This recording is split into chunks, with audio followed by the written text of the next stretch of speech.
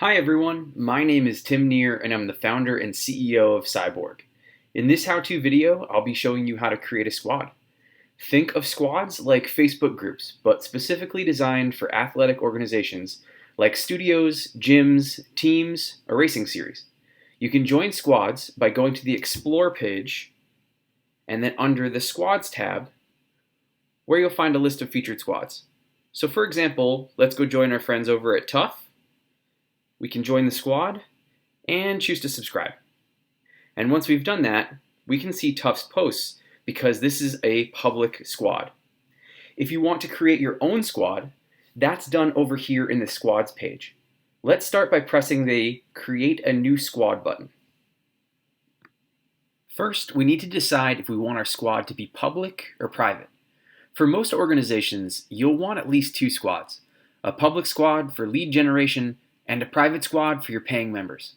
For other organizations, like university athletic departments, for example, you might only want private squads in order to protect the privacy of your student athletes.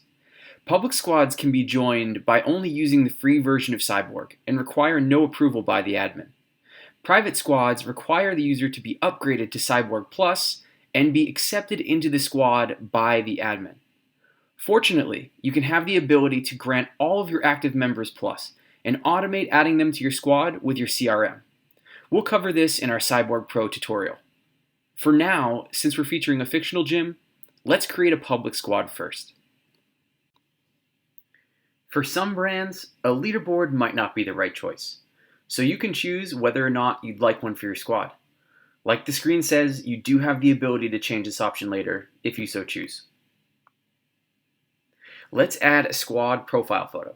Now, this should be the logo or a featured photo from your organization. In this case, we are going to use Average Joe's Gym, in case there are any dodgeball fans out there. All right, that's done. It's time to name your squad. So the full title is how users will find your squad in the search section. It should be the full name of your organization or the name and location of a specific facility. So in this case, it will be Average Joe's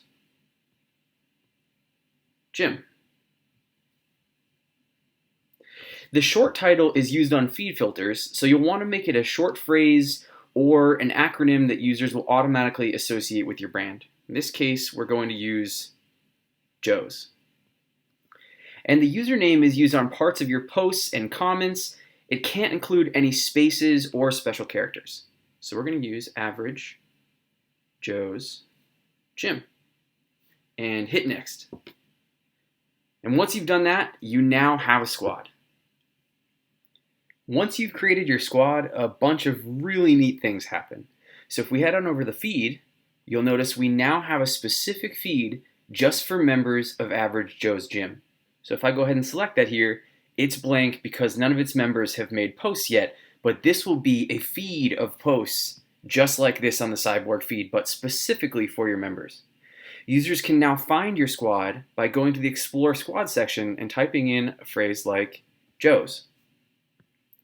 You also have your own independent leaderboard, of which yet is not populated, but as soon as your members get in here and start doing sessions in Cyborg, they'll be able to compete here live in the app. And from the Squads tab, you can actually travel to the Average Joe's squad. Now here, within the Average Joe's squad, you can do a number of things, like create a new squad post to send a video or a photo to your members, which is something we're going to cover in depth in another tutorial. And you can even edit your profile to add, for example, a bio. So let's do that now. You can dodge a wrench, you can dodge a ball. That squad's updated. Now that you have a squad, you can start building your community. The abilities here are limitless, and with new features being rolled out weekly, we're committed to being the one place where you and your members get your fit together. Thanks for being a user, and enjoy.